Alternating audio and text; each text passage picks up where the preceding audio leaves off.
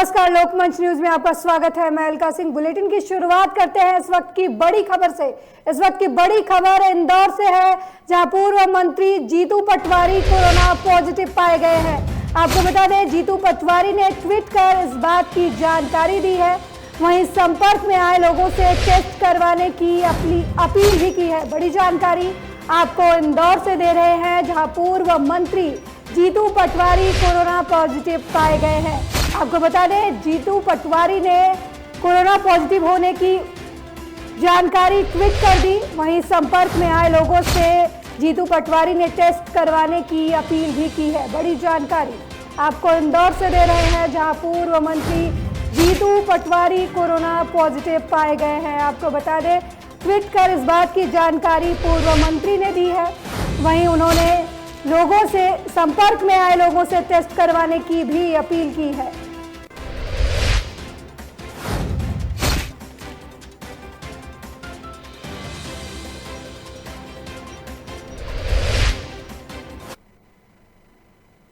अगली खबर छिंदवाड़ा से है, जहां कोरोना संक्रमण से छिंदवाड़ा जिले के अस्पतालों में बेड, इंजेक्शन, ऑक्सीजन समेत दवाइयों और अन्य जरूरी सुविधाओं की कमी से नाराज कांग्रेस के 7 विधायकों ने शासन और प्रशासन के खिलाफ मोर्चा खोल दिया है। वहीं धरना को समाप्त कराने और विधायकों को मनाने देर रात एसडीएम समेत अन्य आला अधिकारी मौके पर पहुंचे, लेकिन विधायकों ने कोरोना पीड़ितों के लिए व्यवस्था नहीं होने तक धरना स्थल पर डटे रहने का जवाब दिया। विधायकों ने आरोप लगाया कि प्रदेश सरकार छिंदवाड़ा के साथ सौतेला व्यवहार कर रही है। दूसरे जिलों से छिंदवाड़ा में कोरोना संक्रमित और मौतों का आंकड़ा अधिक है। ऐसे में सरकार दूसरे जिलों में रेमडेसिविर इंजेक्शन हेलीकॉप्टर से पहुंचा रही है, लेकिन छिंदवाड़ा जिले से सौतेला व्यवहार किया जा रहा है। वहीं बीते दिनों छिंदवाड़ा में आए प्रभारी मंत्री को कोविड समस्याओं और अव्यवस्थाओं को लेकर ज्ञापन दिया गया था, लेकिन 3 दिन बीत जाने के बावजूद भी सुधार न होने पर पूर्व मंत्री दीपक सक्सेना समेत 7 विधायक देर रात से धरने पर बैठे हुए हैं। चाहे वो प्राइवेट हॉस्पिटल हो चाहे शासकीय हो, कहीं कोई व्यवस्था बिल्कुल नहीं है। लोग अस्पताल के बाहर आते हैं, ऑक्सीजन नहीं मिलने के कारण पूरे लोगों की मौतें हो रही हैं। आजकल तो हर दिन छिंदवाड़ा में ये स्थिति है। कल छिंदवाड़ा में 35 थे कोरोना वाले, 25 से जनरल वाले। सिर्फ शहर की बात कर रहा हूँ। जिले में देखें 200-300 मौतें रोज हो रही। छिंदवाड़ा में हर दिन 55-60 लोगों की मौत हो रही। हम प्रशासन से अनुरोध कर रहे हैं, हम सहयोग करने को, इसमें राजनीति नहीं कर रहे हैं, सहयोग करने को, सहयोग लेने को तैयार, लेकिन जनता को मुसीबत से राहत मिलनी चाहिए। यही हमारी बात। आपको बता दें, छिंदवाड़ा में लगातार कोरोना मरीजों की संख्या बढ़ रही है और स्वास्थ्य सेवाएं सही ढंग से काम नहीं कर रही हैं, जिसको लेकर 7 विधायकों ने धरना प्रदर्शन शुरू कर दिया है और व्यवस्था सही होने तक धरना प्रदर्शन जारी रखने की बात कही है। वहीं अगली खबर शहडोल से है, जहां मेडिकल कॉलेज में भर्ती मरीजों की मौत की खबर से हड़कंप मच गया है। दरअसल मेडिकल कॉलेज के आईसीयू के साथ साथ अन्य वार्डों में करीब 200 लोग भर्ती हैं, जिसमें से आधे मरीज ऑक्सीजन के सहारे सांस ले रहे हैं। वहीं बीती रात अस्पताल में भर्ती मरीजों के परिजन उन्हें अस्पताल प्रबंधन के सहारे छोड़कर चले गए, लेकिन सुबह से सोशल मीडिया और दूसरे माध्यमों से अस्पताल में दर्जनों मौतों की खबर फैल गई है, जिसके बाद हड़कंप मचा हुआ है।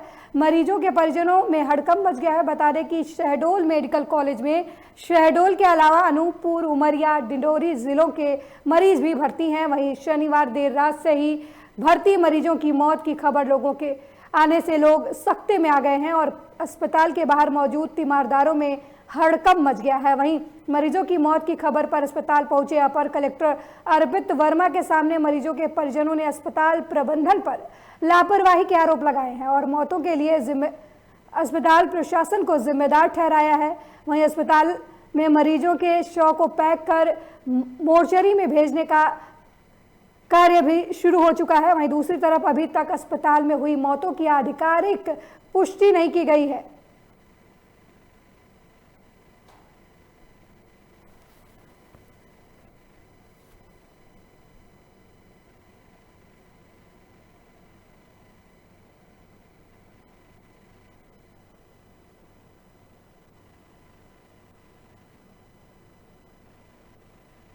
आपको बता दें कि शहडोल अस्पताल में लगातार मरीजों के मौत की खबर से तीमारदारों में हड़कंप मच गया है। लोग अस्पताल प्रशासन पर लापरवाही का आरोप लगा रहे हैं।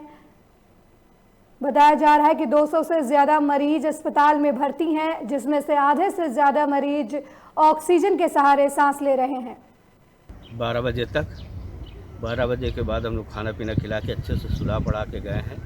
उसके बाद यानी जब सुबह 6 बजे पता चला कि वो सब डेड हो गई, तो हमने गार्ड से पूछा तो बोले रात में सिलेंडर ख़त्म हो गया था। साल क्या चीज़ 60 साल शनिवार को, यानी आज कितना 8-9 दिन 10 दिन हो गए। क्या नाम है आपका? मेरा नाम फिरोज। 12 बजे तक, 12 बजे के बाद हम लोग खाना पीना खिला के अच्छे से सुला पड़ा के गए हैं। उसके बाद यानी इस खबर पर ज्यादा जानकारी देने के लिए हमारे संवाददाता लतीफ सिद्दीकी फोन लाइन पर जुड़ गए हैं। लतीफ, जिला अस्पताल में मरीजों की लगातार मौत हो रही है, क्या कुछ अपडेट है आपके पास?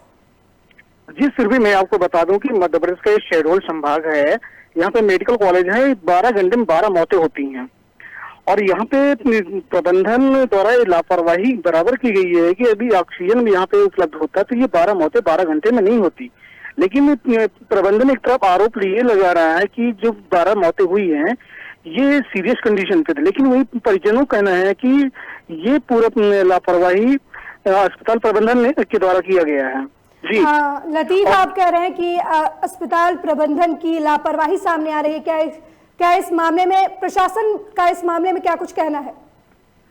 देखिए, प्रशासन सिर्फ आश्वासन दे रहा है कि इसमें जो 12 मौतें हुई है आधिकारिक तौर पे 12 नहीं 6 मौतें हुई हैं। लेकिन ये सबसे बड़ा सवाल है कि इसके पहले भी पिछले साल अगर हम देखते हैं तो शहडोल मेडिकल कॉलेज में नवजात दर्जनों बच्चों की भी मौत इसी ऑक्सीजन की कमी कारण हुआ था।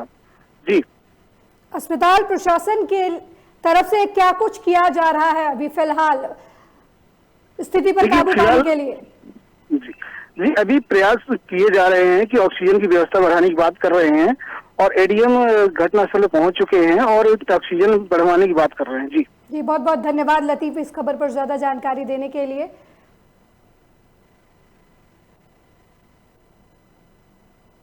वहीं राजधानी भोपाल में कोरोना संक्रमण को देखते हुए कलेक्टर अविनाश लवानिया ने बड़ा फैसला लिया है। बढ़ते संक्रमण को देखते हुए डीएम ने राजधानी में 26 अप्रैल तक लॉकडाउन लगा दिया है। बता दें कि लॉकडाउन के दौरान अनिवार्य सेवाएं प्रदान करने वाले सरकारी कार्यालय खुले रहेंगे। साथ साथ गलियों में ठेले से सब्जी बेचने वालों के लिए भी इस दौरान छूट रहेगी।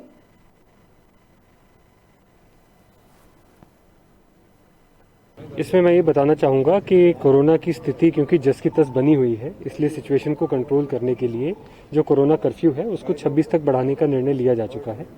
इसमें सभी लोगों से इस प्रकार के आवेदन और रिक्वेस्ट प्राप्त हो रही थी कि कोरोना कर्फ्यू जो है वो बढ़ाया जाए, तो इसलिए इसको 26 तक बढ़ाया जा रहा है। इसमें एक विशेष फ़र्क ये रहेगा कि आगामी सप्ताह में जो सरकारी कार्यालय हैं उनमें भी केवल अत्यावश्यक सेवाओं से जुड़े हुए जो कार्यालय हैं, जिसमें कि आपका खाद्य, आपका पुलिस, आपका नगर निगम, आपका प्रशासन और इस प्रकार की सेवाएं आती हैं, केवल वही संचालित रहेंगे। अन्य सरकारी ऑफिसेज जो है वे बंद रहेंगे। इसमें मैं ये बताना चाहूँगा। अगली खबर इंदौर से है, जहां कोरोना महामारी से कोरोना मरीजों की संख्या लगातार बढ़ती जा रही है, जिसको देखते हुए सरकार ने भोपाल के बाद इंदौर में 5 दिन कर्फ्यू बढ़ाने का फैसला लिया है। इंदौर कलेक्टर मनीष सिंह ने बताया कि पिछले दिनों लगाए गए कोरोना कर्फ्यू के बाद थोड़ी राहत मिली है। यही वजह है कि सोमवार से शुक्रवार तक 5 दिन का कर्फ्यू बढ़ा दिया जा रहा है। उन्होंने बताया कि एम्बुलेंस और तमाम 100 वाहनों को लेकर मूल्य निर्धारण कर दिया गया है। अब कोई भी किसी से ज्यादा रुपए नहीं ले पाएगा। वहीं 400 रुपए शहर के शमशान जाने का रेट तय किया गया है।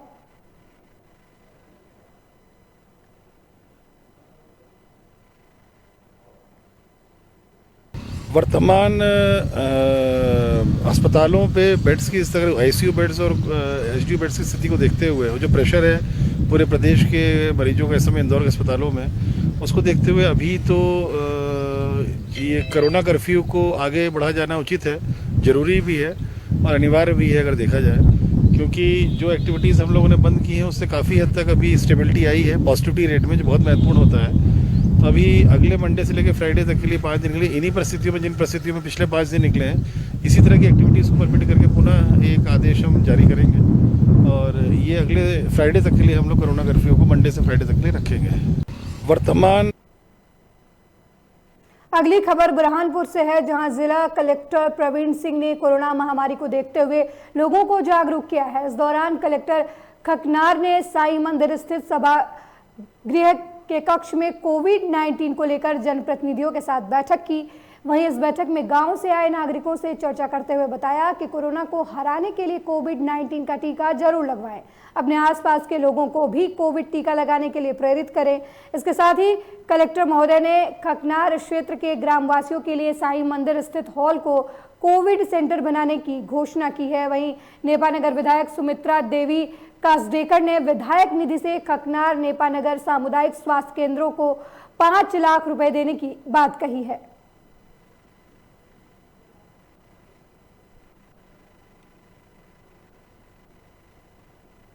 अगली खबर ग्वालियर से है, जहां माधवगंज थाना क्षेत्र में रहने वाले दिव्यांग विनोद कुशवाहा की बदमाश जगदीश कुशवाहा ने साथियों के साथ मिलकर गोली मारकर हत्या कर दी। मिली जानकारी के मुताबिक विनोद अपने घर से बाहर कुछ लोगों के साथ बैठकर ताश खेल रहे थे, तभी जगदीश कुशवाहा अपने साथियों के साथ आया और ताश पैसे छीनने लगा, जिसके बाद दोनों गुटों के बीच विवाद हुआ। इसी दौरान किसी ने विनोद को गोली मार दी। वहीं पुलिस घटना की सूचना पाकर मौके पर पहुंच गई और शव को कब्जे में लेकर पोस्टमार्टम के लिए भेज दिया। फिलहाल पुलिस मामले की जांच कर रही है। अब ये नहीं मानते। ये कौन है मृतक? भैया है बड़े। क्या नाम है इनका? विनोद।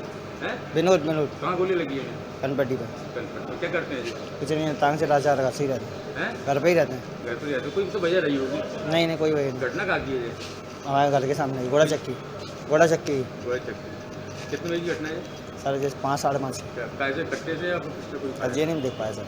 कोई वजह मालूम नहीं पड़ी? उम्र कितनी होगी आपकी भैया? उनकी 42 साल। ये और इनके कुछ परिजन लोग बैठे हुए पत्ते वत्ते खेल रहे थे, तो वहाँ का पुराना बदमाश है मना उर्फ जगदीश कुशवाहा, वो 2 अन्य लोगों के साथ में आया और पत्ते पैसे कुछ उनके पैसे छुड़ाने का प्रयास किया, ऐसा अभी प्राथमिक उसमें पता चला है।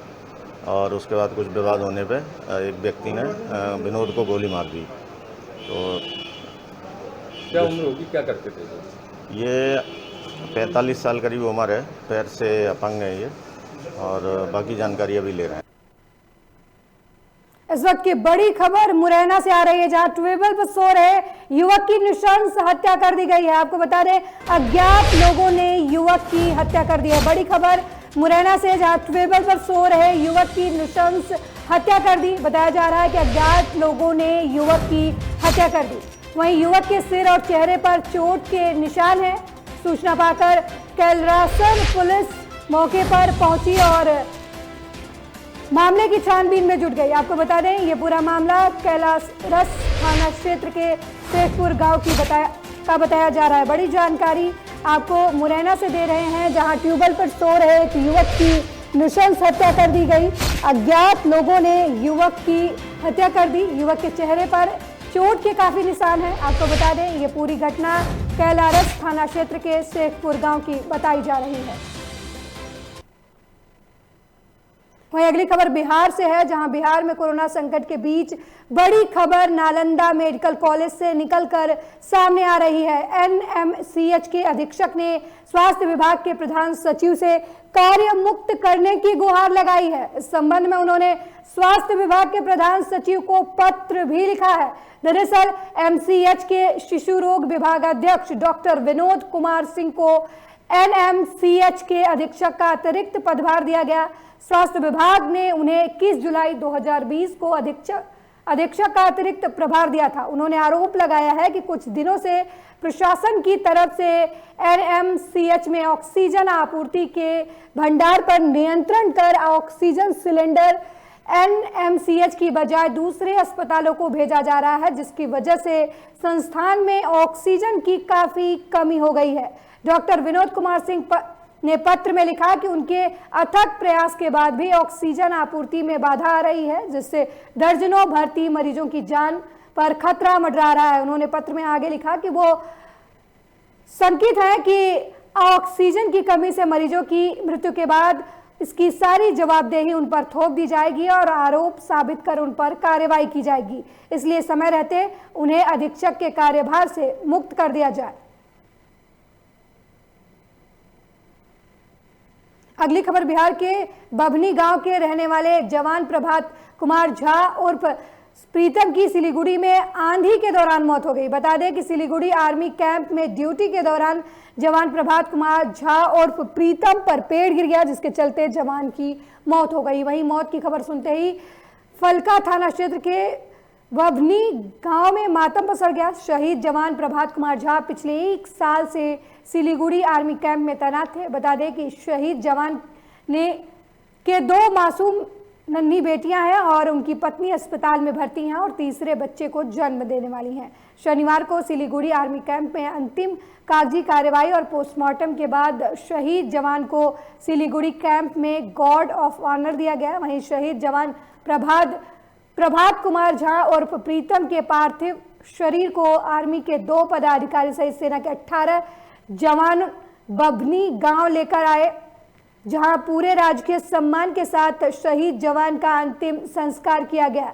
इस दौरान भारी संख्या में ग्रामीण भी मौजूद रहे और उन्होंने शहीद जवान को श्रद्धांजलि दी।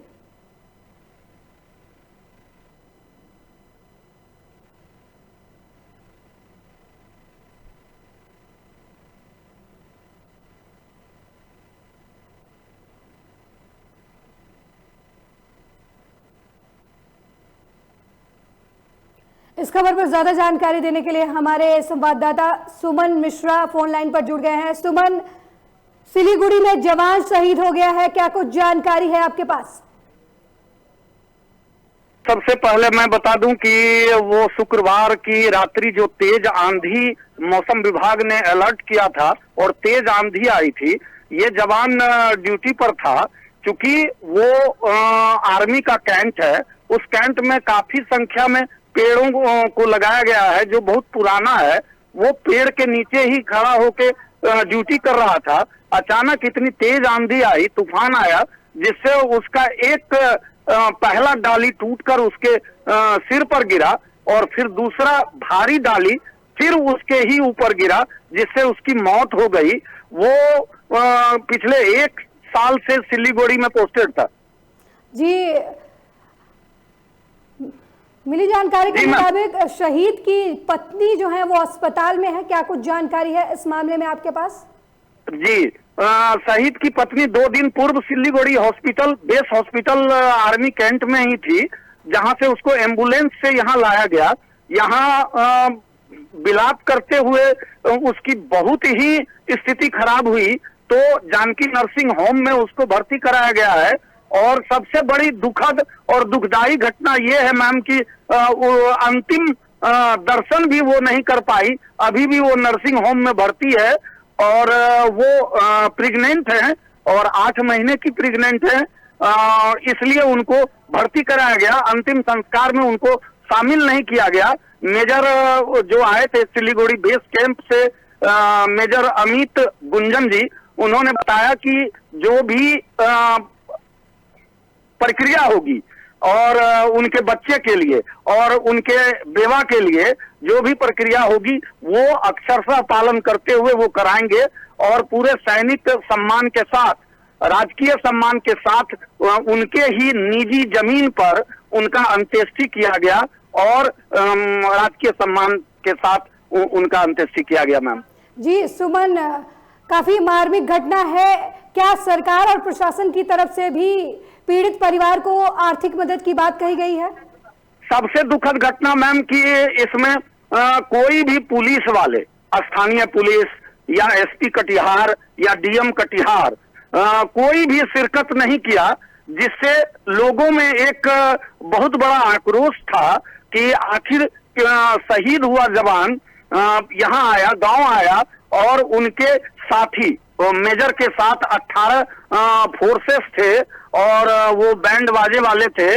सारे लोगों ने सलामी दिया, लेकिन स्थानीय पुलिस की क्या बात करें, एसपी की इतनी पकड़ ढीली थी कि एसपी ने भी कोई आदेश नहीं दिया, जबकि अखबारों में कल से ही ये न्यूज चल रहा है, प्रिंट मीडिया में। बहुत बहुत धन्यवाद सुमन इस मामले में ज्यादा जानकारी देने के लिए।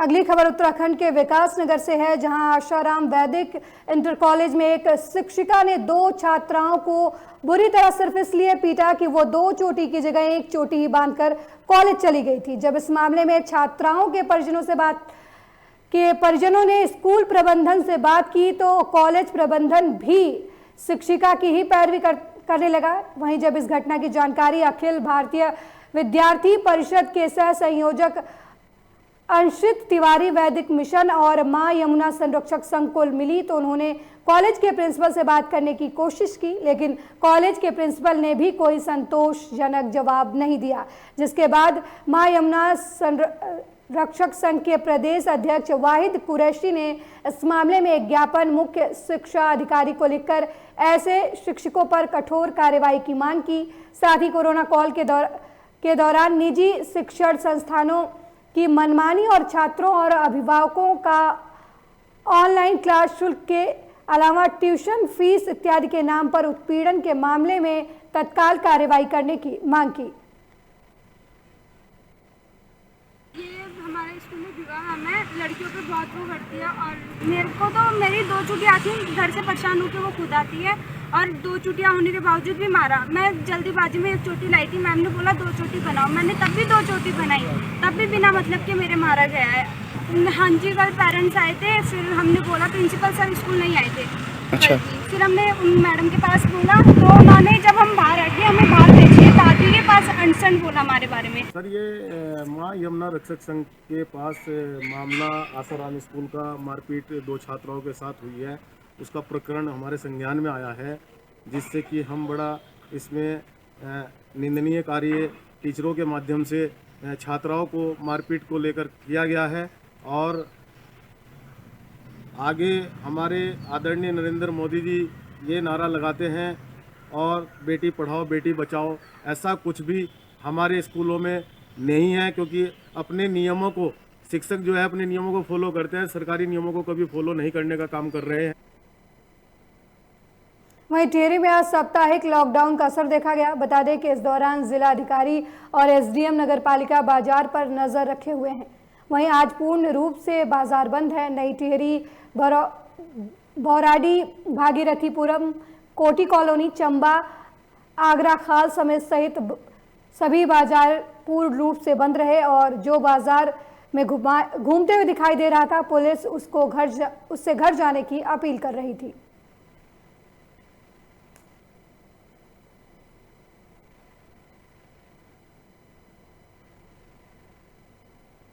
देश में कोरोना के मामले लगातार बढ़ रहे हैं। कई राज्यों ने कोरोना की चेन को तोड़ने के लिए वीकेंड कर्फ्यू लगा दिया है। इसी कड़ी में उत्तर प्रदेश में भी आज पूरे दिन वीकेंड कर्फ्यू रहेगा। प्रदेश सरकार द्वारा लागू किए गए साप्ताहिक कर्फ्यू का नोएडा के लोग पालन भी कर रहे हैं, जिसके चलते सुबह से ही सड़कों और गलियों मोहल्लों में सन्नाटा पसरा रहा। वहीं नोएडा के सबसे पॉश मार्केटों में एक सेक्टर 18 मार्केट भी है, जहां पर पूरी तरीके से लॉकडाउन का असर देखने को मिला और बाजार पूरी तरीके से लोगों से खाली रहा। आपको बता दें कि प्रदेश में कोरोना के मामले लगातार बढ़ रहे हैं, जिसके कारण पूरे प्रदेश में वीकेंड कर्फ्यू का ऐलान किया गया। नोएडा में बीते शनिवार को 402 कोरोना नए मामले सामने आए थे। वहीं जिले में कोरोना के मामले 30,000 पार कर चुके हैं। अच्छी खबर यह है कि अब तक 26,953 मरीज ठीक होकर घर जा चुके हैं। बता दें कि सक्रिय मामलों की बात करें तो 2,783 मरीजों का इलाज अलग अलग अस्पतालों में चल रहा है। नोएडा में अब तक 100 मरीजों की कोरोना की वजह से मौत हो गई है। अगली खबर आगरा से है, जहां कोरोना महामारी को देखते हुए सरकार ने साप्ताहिक लॉकडाउन लगाने का फैसला लिया है, जिसके बाद भी लोगों की लापरवाही देखने को मिल रही है। प्रशासन लोगों को बार बार समझा रहा है, मास्क लगाने की अपील कर रहा है, लेकिन लोग बिना मास्क सड़कों पर घूमते हुए नजर आ रहे हैं। वहीं बिना वजह घर के बाहर घूमने और हेलमेट नहीं पहनने वालों के चालान भी काटे जा रहे हैं। प्रशासन ने लॉकडाउन को सफल बनाने के लिए लोगों से सहयोग मांगा है।